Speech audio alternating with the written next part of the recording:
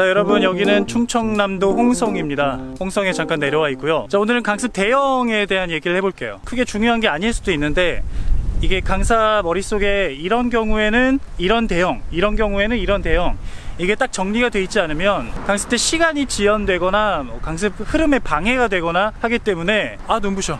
선글라스를 왜 안 들고 왔어?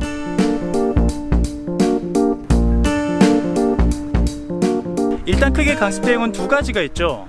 하나는 강사가 가운데 있고 강습생들이 주위를 삥 둘러서 큰 원을 그린 후에 중앙에 강사를 바라보면서 서로의 모습을 바라보면서, 또 하나는 강사와 강습생들이 거울을 바라보고 거울 속에 자기 모습을 바라보면서, 이렇게 크게 두 가지로 나뉠 텐데요.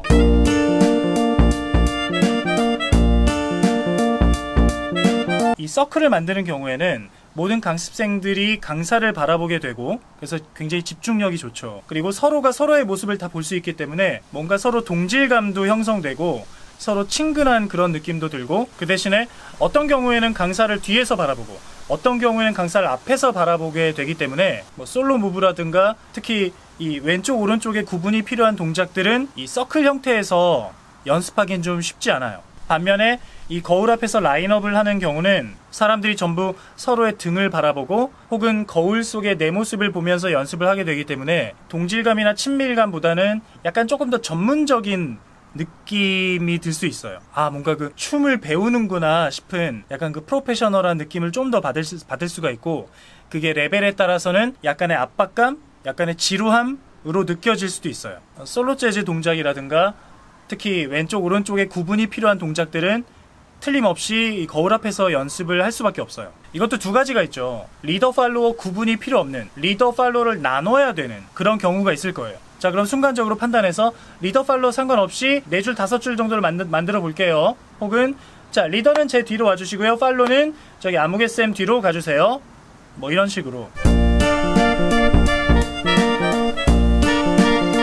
대부분 다 이 강습 대형 원을 그려서 진행을 하는데요. 이것도 인원에 따라서 원을 2개를 만들기도 하고요. 공간이 부족할 때는 팔로가 안쪽에 있고 리더가 바깥쪽에 있는다든가 하는 식으로 이렇게 같은 라인을 만들면 조금 더 겹치지 않고 공간을 활용할 수 있겠죠. 그리고 약간 변칙적으로 린디압 강습을 라인을 만들어서 하는 경우도 있는데요. 예를 들면 인원은 많은데 패턴이 직선성 패턴이야. 예를 들면 스윙아웃이 직선 패턴이죠.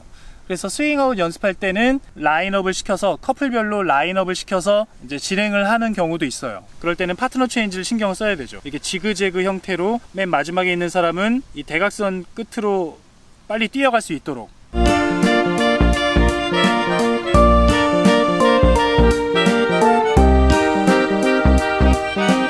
파트너 체인지 얘기도 좀 할까요? 대부분 우리나라에서는 보통 리더가 반시계 방향으로 움직이잖아요. 그런데 이거는 정해져 있는 건 아니고, 특히 외국 같은 경우에는 팔로가 움직이는 경우들을 더 많이 봤어요. 그래서 이거는 정답이 있는 건 아니고 강습 전에 어쨌든 한번 짚고 넘어가는 게 좋고요. 머리. 아까 그 변칙 대형 같은 경우는 이 체인지가 어느 방향인지를 확실하게 명확히 딱 짚어주고 가는 게 좋아요. 특히 지그재그로 이렇게 움직일 땐 사람들이 좀 헷갈려 하거든요. 그래서 절대 강습생한테 맡기면 안 되고 처음에 확실히 짚어주고 진행을 하는 게 오히려 시간을 더 절약할 수 있어요. 그 강습을 좀 많이 하신 분들은 그런 멘트들이 다 준비가 돼 있을 텐데요. 그런 멘트들을 좀 만들어 놓는 게 좀 필요해요. 예를 들면 저 같은 경우는 강습 시작하자마자 자, 다 모일게요. 강습 시작할게요. 자, 서로 파트너 만나시고요. 강습 대용으로 원을 크게 만들어 주세요. 자, 파트너 없으신 분 손 들어 주세요. 자, 손 드신 분들끼리 가서 짝을 지으세요. 이런 식으로 정해져 있는 멘트가 있어요. 예를 들어 솔로 동작 같은 거 할 때는 자, 거울 앞으로 다 이동할게요. 자, 거울 바라보고 자, 라인을 한 4개 정도 만들게요. 라인 체인지 하면 앞줄이 맨 뒤로 가시면 됩니다. 라든가 상황 변화에 따라서 필요한 멘트들을 좀 준비를 해 놓는 게 강습을 처음 하시는 분들에게 좀 필요할 것 같아요. 또 빼먹은 거 없나?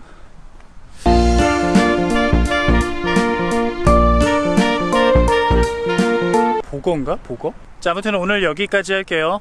다음 시간에 또 뵙도록 하겠습니다. 안녕히 계세요.